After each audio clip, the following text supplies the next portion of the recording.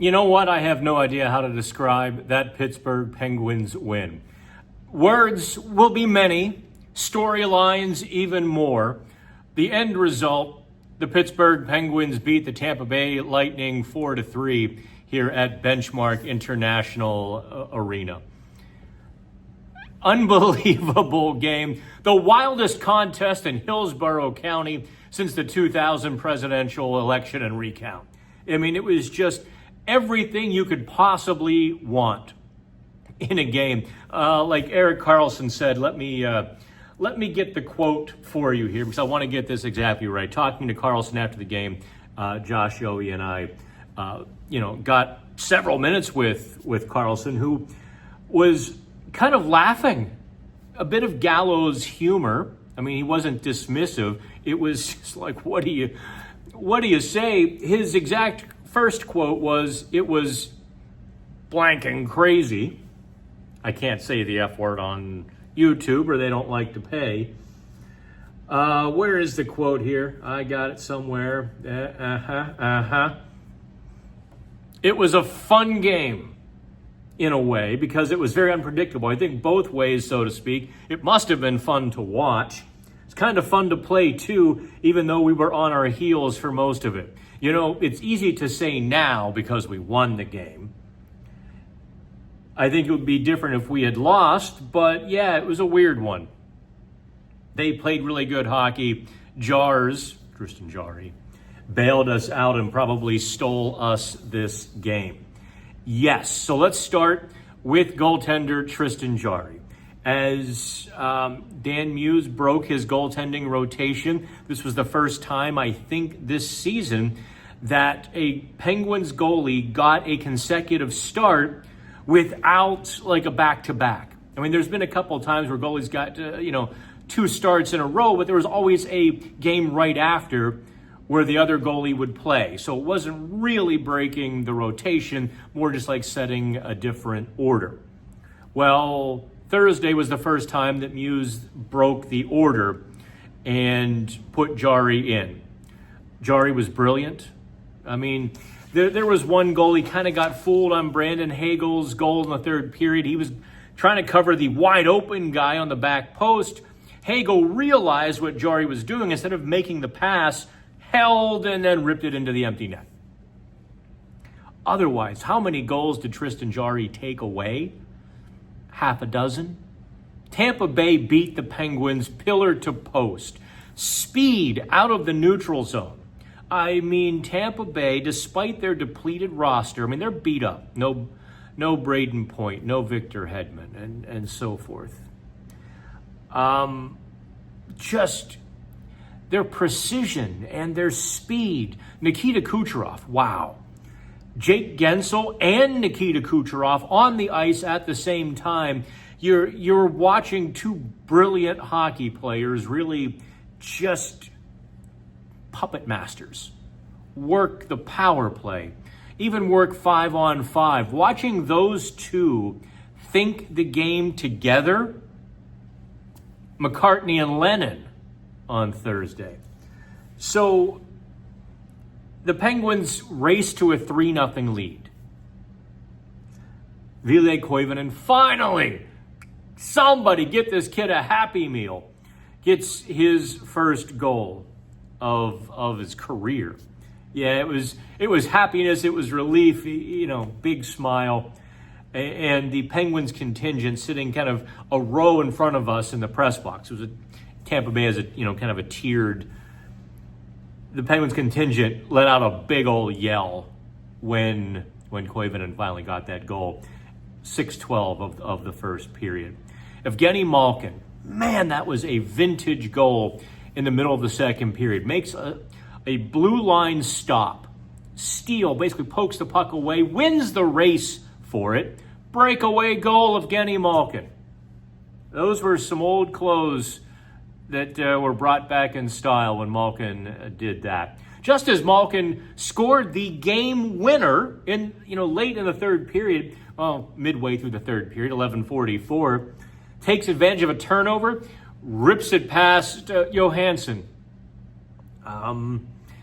You're thinking, wow, the Penguins survive giving up a 3-goal lead. Take a lead. They've got it late. I'm sorry. Malkin's goal was at 17-17 in the third period. It was late. There's so much going on that it's all fuzzy. Tristan Jarry, more saves.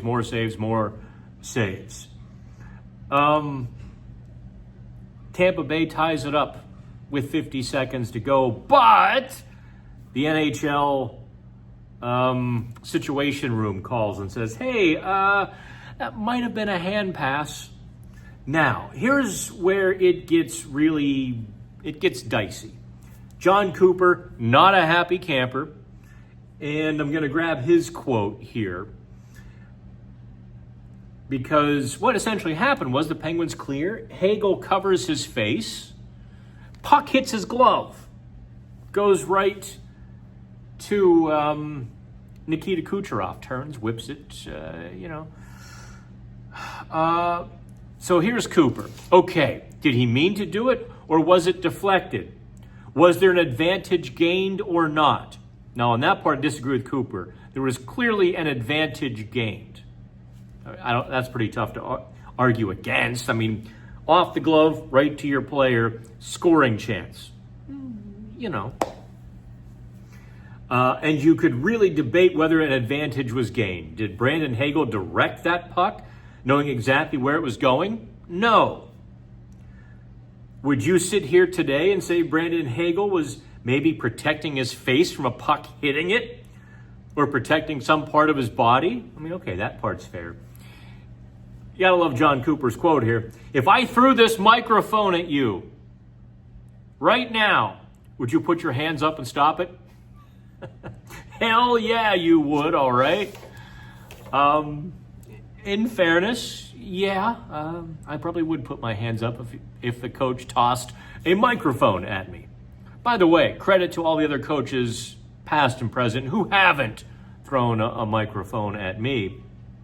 But so the NHL takes it off the board. The Penguins get 2 points. The Penguins actually, with that win in the extremely jumbled Eastern Conference. I mean, the Eastern Conference right now, the standings, the lack of separation, it's a can of dog food. I mean, it's just giant mush from top to bottom, and it's all compact and squeezed in there. Penguins have the third best winning percentage, so take that for what you will. I think the takeaways would be Tristan Jarry. He had the look after the game. I mean, we talked about on the live chat, Jarry kind of like relaxing in Philadelphia. There was no fresh-faced, relaxed Tristan Jarry after this one. He looked like a man who had put a full day's work in the salt mines. I mean, he looked like a guy who was worn out and will sleep well on the plane to Dallas tonight. By the way, I guess I better wrap this up because I've got a flight to Dallas in a matter of hours. I don't know why I hate sleep. I digress. Takeaway, Tristan Jarry, brilliant. I'm not going to say it's his net. I don't think Dan Muse is going to go that far, but you certainly ride the hot hand. And then, Artur's Sheloffs is not going to get shelved here. I don't think that's going to happen yet. Now, a couple more bad starts from Sheloffs, and then if Jarry keeps it up, then you start to really wonder. So don't go overboard on the Tristan Jarry #1 starter yet. I mean, it's happening. You have to be a fool not to see it, but I don't think the Penguins are going to go that far just yet. The other thing, Evgeny Malkin playing really well in a high-stakes game. That really was turning back the clock. What Tampa Bay did that should scare the hell out of the Penguins, however, was the way they absolutely tortured the Penguins through the neutral zone. I mean, they took the seams at full speed. They carved the Penguins like a Thanksgiving turkey. They truly did. You saw Tampa Bay with speed across the red line, evading the first forechecker, really taking advantage of the second forechecker, and didn't even need tight puck supporters. A lot of speed, good passes, precision, boom, spring the next guy. And I think the Penguins were a lot unprepared for quite how Tampa Bay attacked them. How often did Tampa Bay have to dump the puck in and hope to go win it? Not nearly often enough, because the Penguins weren't able to stop them at the blue line. No layers in the neutral zone because Tampa was faster. No wall at the blue line because Tampa Bay was ahead of them. You factor in then any turnover, any counterattack was almost an automatic odd man rush. I don't know who to follow. I don't think the Penguins' puck management was terrible. I mean, they were making some turnovers like every other team did or does.